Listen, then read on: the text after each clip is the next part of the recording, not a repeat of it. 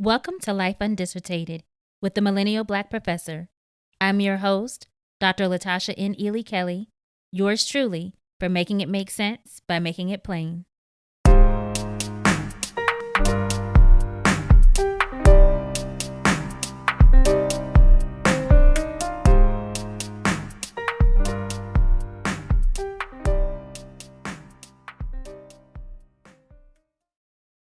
Hey everyone. Today, I'm sharing some of my work on Black hair and body politics. The MBP, through Life Undissertated, aims to present the fullness of Blackness, and experiences of skin color bias and hair discrimination are part of that. This is an important part of my story, our story, and deserves to be told. I was hesitant to do so because, as I shared in episode 1, Black struggle is not the only thing I want to write and talk about. Also, quite honestly, I experienced major burnout from all things academic and especially related to my topic after completing my dissertation and obtaining my PhD. Even my love for reading was gone. I didn't want to see another book. But this week, I sat in on a meeting that reinvigorated me and was motivation to share this before Black History Month ends. Part of my work in higher education includes serving as an advisor to a Black student organization that will soon be hosting a Red Table Talk discussing society's expectations of beauty. The hosts of the event, 2 undergraduate Black women, met to discuss logistics, flow, discussion points, etc., but were stuck on how to address many of the issues related to hair and skin color that are salient to their personal lives. First, it struck me that I began this work in 2012, and here we are a decade later. Then, I was reminded of my age and that it was actually 15 years ago that I wrote my undergraduate senior thesis on the impact of colorism on African American self-esteem. The fact that colorism and hair discrimination are still major issues that Black people contend with in multiple aspects of their lives is indicative of the lasting impacts of slavery, racism, and systemic bias. Before we go any further, let's do a mindful visualization. Something like guided meditation, if you will. Humor me for just a few, as I promise there's a purpose. I ask that you get comfortable, listen to the sound of my voice, and really allow your thoughts, awareness, and any emotions you feel to follow. It's Monday morning, and you wake up early to prepare for work. You have a stakeholder meeting you're leading, so you decide to wear your power suit. You take extra time getting ready, giving yourself a little wink in the hallway mirror as you head out the door. You look good, you smell good, and it's going to be a good day. You go by drive-thru to get your daily coffee and make your way to the office. You enter and speak to your staff, coworkers, and supervisor, feeling confident about the impending meeting. About 10 minutes before the meeting is to begin, you head to the conference room to grab a seat, distribute materials, and do a final once-over of your notes. A few moments later, one of your staff members enters the room, also grabs a seat, and says hello. As they do, they reach out and grab some of your hair, commenting on how soft it is. You're stunned, but don't have much time to respond or react, as by now, others have joined the room and the meeting is about to begin. Another day in the office, you're sitting at your desk typing a document and your supervisor enters. Noticing you've done something different with your hair, she reaches out to feel it. You're again shocked, but stuck in the moment, unsure of how or if to respond, considering if you do, and depending on how you do, what the consequences might be. You decide to say nothing, but feel off for the remainder of the day. Sometime later, you've changed your hair again, as we do, and your supervisor enters and leans in, reaching out for a touch. Thankfully, you're swift enough to pull back just in time. Your supervisor seems upset, and an awkwardness lingers for the remainder of the day. A week or so later, you and your team are out of the office for a professional development and team building retreat. During lunch, the new salon being built around the corner comes up, and you mention that you plan to try it out. A coworker loudly asks across the table, "How often do you wash your hair anyway?" Another teammate follows with, "Well, is that even your hair? Your real hair?" Shocked and embarrassed, you quickly excuse yourself to the restroom and dread returning, knowing you'll be expected to actively engage in the remaining collaborative activities. On another day, a senior leader you have regularly worked with on various projects joins your team meeting. When going around the room to take attendance, they pause when they get to you, then utter the name of a coworker who is new to the team and looks nothing like you. When corrected by other staff members, the director says, "Oh, well, you've got to stop changing your hairstyle like that, or I won't be able to tell you two apart." Later that day, you speak to the director one-on-one to express discomfort with the earlier comments and other violations you've experienced. The response is, you are being overly sensitive and actually quite aggressive. It's suggested that you take your qualms to HR, but you're told their response will probably be the same. You return to your desk, unable to focus on your work. You leave the office that day feeling detached and unsure of yourself. You feel disoriented and aren't sure why. You end up missing several days of work and may face disciplinary action. Since the pandemic began and most of the office is working from home, the problem has only gotten worse. You and other Black coworkers are regularly misidentified and confused for one another, and anytime you change your hair, it's practically added to the team meeting agenda. You want to go to HR, but the senior director's warning echoes in your mind. You're weary and don't know how to proceed. Whew, that was a lot, right? I find this activity impactful when I'm teaching or giving presentations because it allows a small peek into the persistent, often daily microaggressions Black women face pertaining to their hair, including its texture, length, and styling, and in various areas of their life, especially professional and academic spaces. Consider your thoughts, feelings, and emotions while listening to that narrative. Many will be all too familiar with these types of interactions and the ordeal of processing them. For those of you who've never had such encounters, that was only an inkling of what is a frequent occurrence for many Black women. Throughout my research, stories like these have been shared with me by women from a wide array of backgrounds, including different age brackets, educational levels, socioeconomic status, and professional fields. In higher education, faculty, staff, and students complain of these personal violations.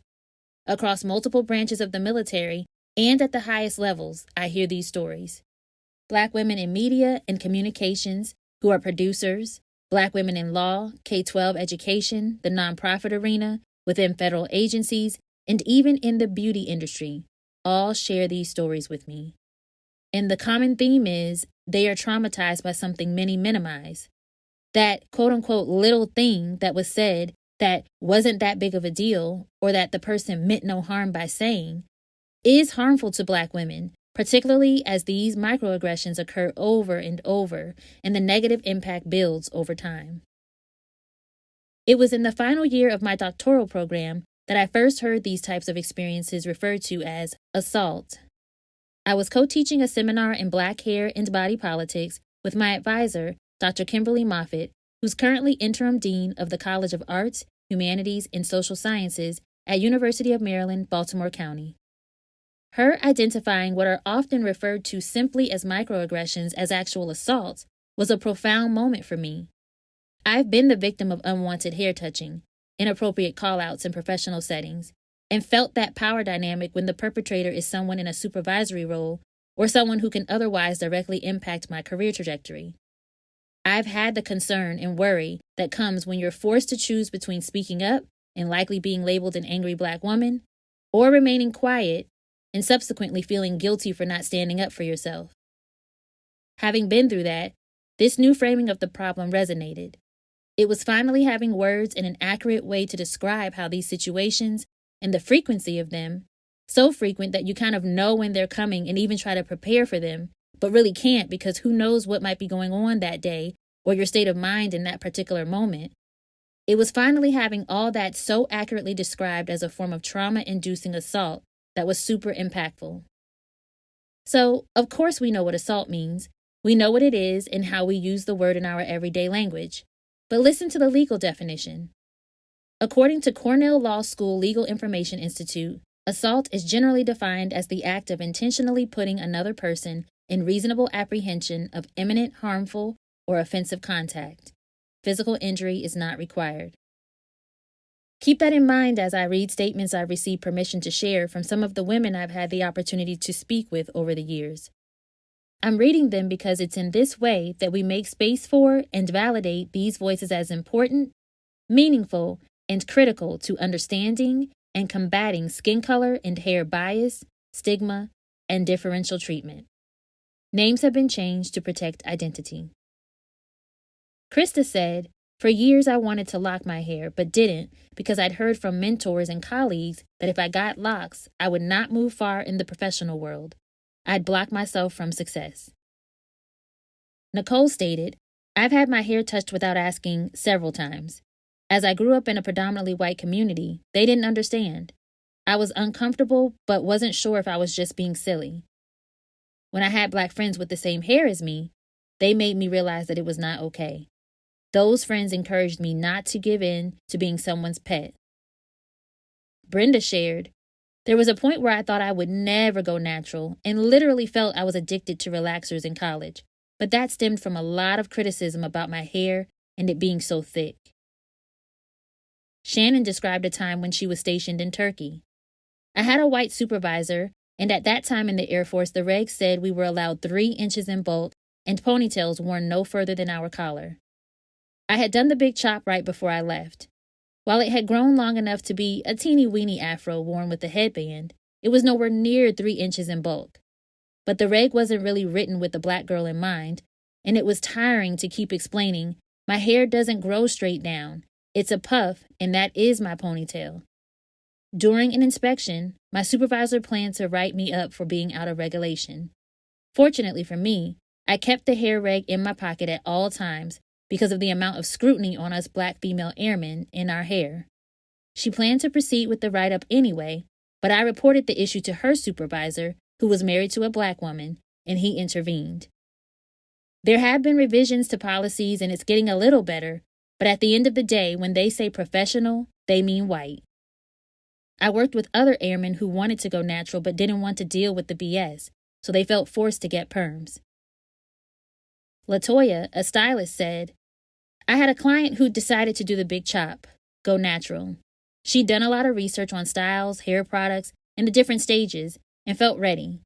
She came and we did it, cut off all her relaxed ends, and she was left with a short, curly fro. When she looked in the mirror, she was devastated, almost to the point of tears. She said, 'I can't go to work like this.' I was confused as she had been so excited for the change. Apparently, the reality didn't match up to what she'd seen or visualized in all her research. She said, 'I'm a lawyer at a firm full of older white men. I could never go in looking like this,' and proceeded to ask me to make her a long, straight wig instead." Wanda shared her cultural belief in the transferal of power through one's hair, body, and touch. She said, "That's why I don't like my hair to be touched. Whether I know you or not, I don't know where your hands have been, and in the past I've experienced hair damage and loss as the result of unwanted touching." Deidre, a retired cosmetologist, recalled, "During cosmetology school, none of the preeminent textbooks by famous hair companies went into depth about Black hair. We were made to learn on mannequins with straight or wavy hair, never tighter, coarser textures or curls. The standard we had to learn was white hair. I was able to apply the science of hair to various textures, but in the salon of a well-known department store was often forced to take lower-priced styles, which meant less commission, because the white stylists were never required to learn Black hair and had no desire to. This meant sometimes having to service 2 to 3 heads to their 1 to make the same amount of money. When I transitioned to the classroom, teaching, I made it my aim to ensure all my students learned diverse hair types, even if it wasn't required by the state board or for other certifications." Finally, Sherelle shared, "I'm an officer in the Army and find the hair regs to be racist. For many years, they all but forced Black female soldiers to choose between chemically altering their hair in ways that can produce long-term damage or being out of regulation and face consequences for that. Even now, with some of the changes that have been made, I know that if my hair is not slicked back walking into a meeting, I won't be taken seriously. As a Black woman, I know I have to be beyond exceptional. I'm always aware of the space I occupy within the Army, which as an officer is primarily comprised of old white men. Because of my features, I'm over-sexualized and have dealt with a lot of sexual harassment. I'm not going to make myself even more ethnic in their eyes by wearing my hair in its fully natural state, and I want to come across as much as possible as what they deem professional. As we bonded over these stories, I often shared my own. Like many Black women, my hair story began as a little girl subject to hair care and styles determined by my mother. I have memories of my hair in plaits and ponytails with noisy hair ties and barrettes, and can see and smell the grease used to smooth and brush my hair into those styles. I remember my mom straightening my hair with a hot comb, heating the comb on the kitchen stove, and telling me to sit still and hold my ear. I can hear the sizzle and pop of heat meeting grease and feel the hot metal comb getting just a little too close for comfort. Eventually, I progressed to a rite of passage for many Black girls, transitioning from the kitchen and sitting on the floor between my mother's knees to regular appointments at Miss Jean's beauty salon. I didn't get a relaxer until high school, and when I did, I wanted bone-straight hair. For years, my mom, a cosmetologist who had recently gone from short, relaxed hair to a small fro, encouraged me to go natural. She insisted I wear my hair as it grows from my head, which is in very tightly coiled curls. My answer was always a resounding, but respectful, no. At that time, I placed such value on straight hair as a primary component of my aesthetic appeal that I failed to see any benefit in going without a relaxer. I literally couldn't picture my own unique curl pattern, nor envision the beauty in it. Maybe it was the fact that the Black women I saw in music videos, the majority of Black women on TV and in the movies, and most of the professional Black women I knew, almost all wore straight hair, whether relaxed or pressed, and at all times. Maybe it was the fact that all the popular girls in school wore their hair straight, and the guys made it clear that's what they liked. Or maybe it was that my mom had my cousin and I wearing wave nouveaus as middle schoolers. Talk about traumatizing. Whatever the cause, fast forward to 2011, and one bad relaxer changed the game. I could smell the fried hair with every turn of my head, and my hair was shedding everywhere. When I next saw my mom, she confirmed in her matter-of-fact way, "You're gonna have to cut it all off, Latasha." I have no doubt she was giddy inside. So we did the big chop. With less than an inch of hair remaining, I actually felt so free, but had reservations about my partner's response and coworker feedback. While I didn't need my partner's approval, I did care about his opinion. He was affirming and supportive, and now he's my husband. At work, I received my first negative reactions from the Black male security guards. Shocked by my new look, they didn't even try to hide their disappointment and were vocal about their disdain. Black women questioned the appropriateness of my hair or admitted they were scared to do the same, though they really wanted to.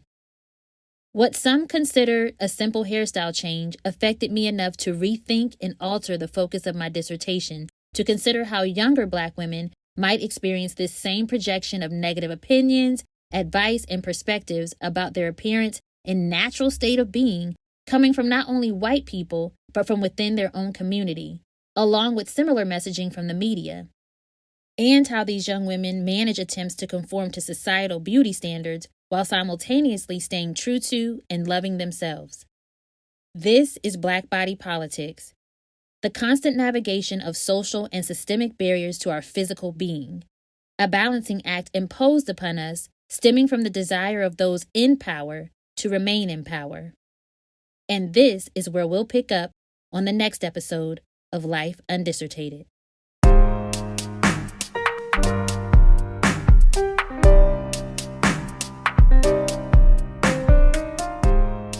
If you enjoyed today's episode and want more, be sure to like, rate, and subscribe. Whatever you do on the platform you're using to make sure our voices stay on their necks and continue to be heard for the culture. You can also check out everything the MBP is up to on IG at The Millennial Black Professor and at themillennialblackprofessor.com. Till next time.